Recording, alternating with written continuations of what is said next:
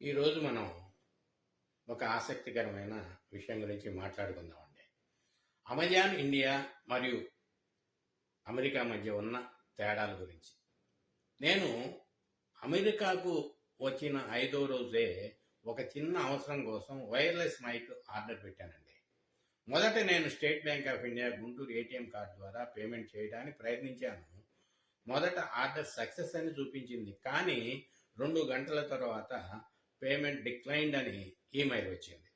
తరువాత మరొకసారి credit card ద్వారా కూడా ప్రయత్నించాను, కానీ ఓటీపీలు సరిగా రాకపోవడం వలన అది కూడా సక్సెస్ కాలేదు. చివరికి నా ఇంటి దగ్గర నుండి కార్డు వివరాలు తెప్పించుకొని మళ్ళీ ఆర్డర్ పెట్టాల్సి వచ్చింది. అయితే వచ్చిన వైర్లెస్ మైక్ నాకు సరైన విధంగా పనిచేయలేదు. దాన్ని రీప్లేస్ చేస్తారనుకున్నాను, కానీ అమెరికా విధానం కాస్త భిన్నంగా ఉన్నదండి. వారు రీప్లేస్ చేయకుండా నేరుగా రిఫండ్ ఇస్తామని చెప్పారు. ఇదే సమయంలో ఆ ప్రోడక్ట్ను తిరిగి పంపడానికి ఫెడెక్స్ ద్వారా డ్రాప్ చేయమని సూచించారు. ఇది నాకు కొత్త అనుభవంగా అనిపించింది. ఇప్పుడు అసలు విషయానికి వస్తే, అమెజాన్ అంటే మనకు ఒక ప్లాట్ఫామ్ అనిపిస్తుంది, కానీ అదే అమెజాన్ ఇండియాలో ఒక విధంగా ఉంటే అమెరికాలో పూర్తిగా మరో ప్రపంచంలో అనిపిస్తుందండి. మొదట డెలివరీ గురించి చెప్పాలి అంటే, అమెరికాలో సేమ్ డే లేదా నెక్స్ట్ డే డెలివరీ చాలా కామన్. మన ఆర్డర్ పెట్టిన రోజే వస్తువు ఇంటి ముందు చేరిపోవడం నిజంగా ఆశ్చర్యం కలిగిస్తుంది. ఇండియాలో కూడా ఇప్పుడు వేగం పెరిగింది, కానీ ఇంకా కొన్ని ప్రాంతాల్లో 2 నుండి 4 రోజులు పడుతుంది. అక్కడ ఇండియాలో కొంచెం సహనం అవసరం అవుతుంది. ధరల విషయానికి వస్తే, అమెరికాలో చాలా ఎలక్ట్రానిక్ వస్తువులు తక్కువ ధరకు లభిస్తాయి. ట్యాక్స్ స్ట్రక్చరు, మార్కెట్ పోటీ, లోకల్ ఉత్పత్తి ఇవన్నీ ఇండియాలో మాత్రం జిఎస్టి, దిగుమతి ఖర్చులు ధరలను కొంచెం పెంచుతాయి. అందుకే కొన్ని వస్తువులు అక్కడ ఇండియాలో కాస్త ఖరీదుగా అనిపిస్తాయి. రిటర్న్స్ విషయానికి వస్తే, అమెరికాలో చాలా ఈజీ. నచ్చకపోతే ఎలాంటి ప్రశ్నలు లేకుండా తిరిగి ఇవ్వచ్చు. యూపీఎస్ లేదా ఫెడెక్స్ డ్రాప్ ఆప్షన్లు ఉంటాయి.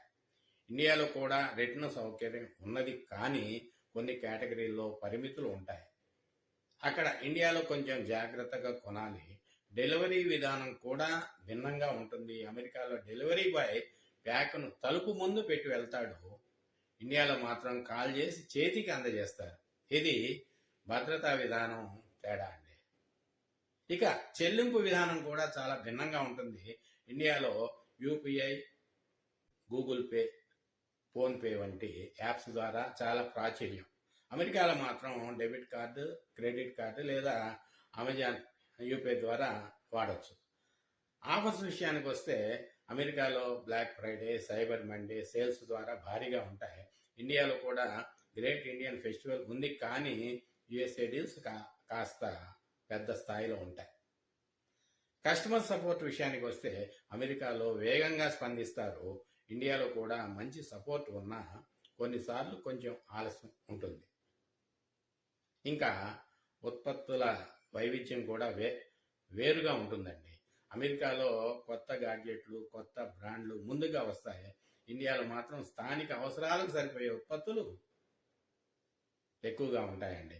మొత్తానికి ఇది కేవలం షాపింగ్ తేడా కాదు, ఇది 2 దేశాల జీవన శైలిలోని తేడాల ప్రతిబింబం. అమెరికాలో స్పీడ్ సిస్టమ్, టైం విలువ కనిపిస్తాయి.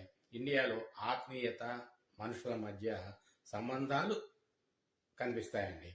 ఏది మంచిదో అనేది మన అవసరాలపై ఆధారపడి ఉంటుంది. కానీ ఒక విషయం మాత్రం నిజమండి, ఒకే అమెజాన్ అయినా అనుభవం మాత్రం 2 ప్రపంచాలండి. ఇంతటితో ఈరోజు నా అనుభవాన్ని మీతో పంచుకున్నాను. మీకు ఈ వీడియో నచ్చితే తప్పకుండా లైక్ చేయండి. మీ అభిప్రాయాలను కామెంట్స్లో తెలియజేయండి. మరిన్ని మనోధ్వని అమెరికా కబుర్ల కోసం మనోధ్వని ఛానల్ను సబ్స్క్రైబ్ చేయండి. ధన్యవాదాలండి. మళ్ళీ తదుపరి మరొక వీడియోలో కలుద్దామండి. శుభం భూయాత్. జై శ్రీరామ్.